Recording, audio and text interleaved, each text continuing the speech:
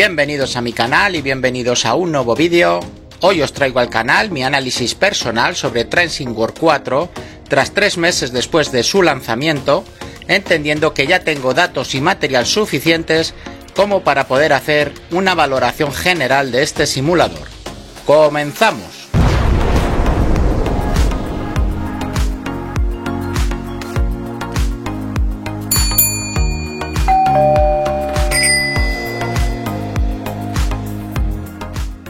Podemos ver en Steam a día de hoy que su valoración es de 73% de reseñas positivas, por lo que los usuarios están valorando el juego con un 7,3 sobre 10, una nota algo baja. Para mí, como ya sabéis, es un título imprescindible y que tiene que estar obligatoriamente en mi biblioteca de juegos. Pero lamentablemente Dove Tales sigue engañando a sus clientes una vez más, como viene siendo habitual. Además, bajo mi modesto punto de vista, este año se han llevado la palma. Mi opinión personal de este simulador, después de casi 200 horas de juego y viendo a fondo la gran mayoría de opciones que nos proponen, es que es exactamente igual que Transient World 3, quitando algunas salvedades, pero que para mi gusto, Transient World 4 es algo peor que el anterior título. Y vamos por partes. Lo primero, como bien sabéis, su precio abusivo de salida, solo aptos para clientes adinerados. Ya lo dije en el primer análisis que realicé antes de la salida del juego, que no hay en el mercado ningún juego con estos precios, y más cuando no se trata de un juego nuevo, sino de un DLC.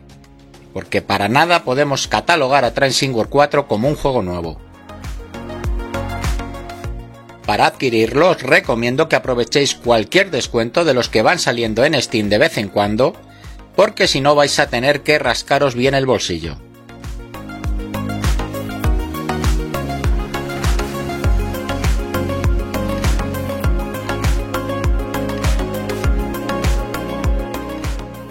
Como detalle adicional, os informo que si queremos adquirir alguno de los DLCs que van saliendo, tenemos que comprar obligatoriamente Transient World 4, ya que los nuevos DLCs no son compatibles con Transient World 3.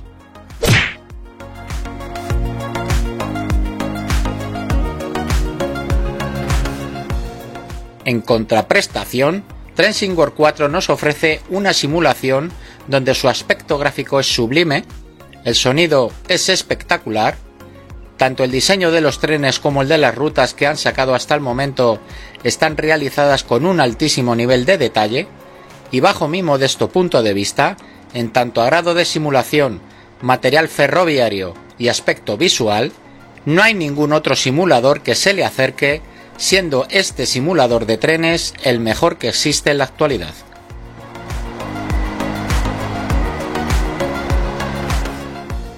El motivo por el que digo que Transient World 4 me parece peor simulador que el anterior es que es el mismo juego, exactamente igual a Transient World 3, pero mucho peor optimizado. Las 3 rutas del juego original están muy mal optimizadas, con caídas constantes, lo que a veces puede resultar injugable. Ya estáis viendo cortes originales de algunos de mis vídeos que subo, donde se puede apreciar lo mal optimizado que está el simulador, cuando en Transient World 3 esto no pasaba o pasaba menos.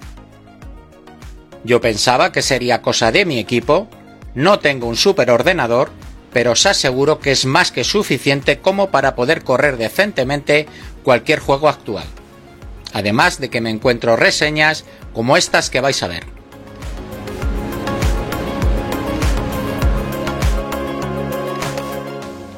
Es alarmante la caída de fraps con una RTX 4070 y con los gráficos en alto debería ir como un tiro. Es igual que los anteriores, no es un juego sino un DLC. Muy mal optimizado, lo tengo corriendo con una Radeon RX 6700 en configuración media y tiene unos bajones grandes de fraps. Igualito que Transient World 3 y peor optimizado. Si te sobra el dinero, cómpralo, si no, no. No pensé realmente que Dove Tales tuviera tan poca calidad moral y lanzara una cuarta versión que no solo es lo mismo que el 3, sino que es peor. Como estáis viendo, todas las reseñas negativas van en la misma dirección.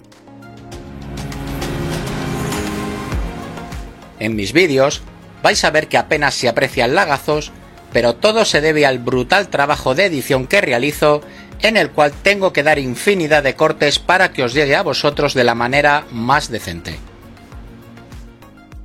Aquí vais a ver el tremendo tirón que me dio el otro día en un escenario, en donde pensaba que se me había bloqueado el PC.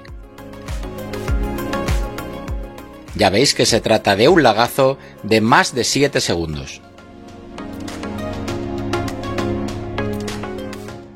Por lo tanto, pagando un pastón, el cliente solo desea que le den un producto de calidad, producto que desafortunadamente no ofrece Transingor 4 en su totalidad y que bajo mi punto de vista esto es muy grave. Ya he comentado en este canal en alguna ocasión que cuando Dovetail se pone a vender humo no hay quien lo supere, y vamos a analizar algunos de los aspectos que nos prometieron y que no han cumplido. El editor de itinerarios continúa siendo el mismo del año pasado. Han cambiado el color de la interfaz, antes era blanca y ahora es negra, han incluido poder modificar el horario y el clima, pero continúa siendo el mismo con las mismas limitaciones del año pasado que son muy notables. Si queréis más información al respecto, tenemos en el canal un amplio tutorial sobre cómo realizar itinerarios. Os dejo el link en la descripción del vídeo. Editor de libreas. Continúa siendo la misma basura del año pasado. En este caso, los pocos cambios que han incluido no lo mejoran en absoluto, además de ser el peor editor que he visto en mi vida en un videojuego. También tenéis en el canal un amplio tutorial de cómo realizar libreas. Os dejo el link en la descripción del vídeo. Luego tienen lo que ellos llaman nuevas opciones de juego, las cuales no aportan nada a la jugabilidad, como el nuevo modo fotografía o el modo libre, totalmente prescindibles, muy limitado también este último, en el cual ni siquiera podemos guardar nuestro escenario o cambiar de trenes en vivo. En fin, nos ponen cosas nuevas que al final resultan ser todo un despropósito. Dentro de las pocas mejoras ostensibles que tiene Transingor 4, me parece muy acertado el nuevo método de puntuación, en el cual tenemos que llevar los sistemas de seguridad activados si deseamos conseguir la medalla de platino.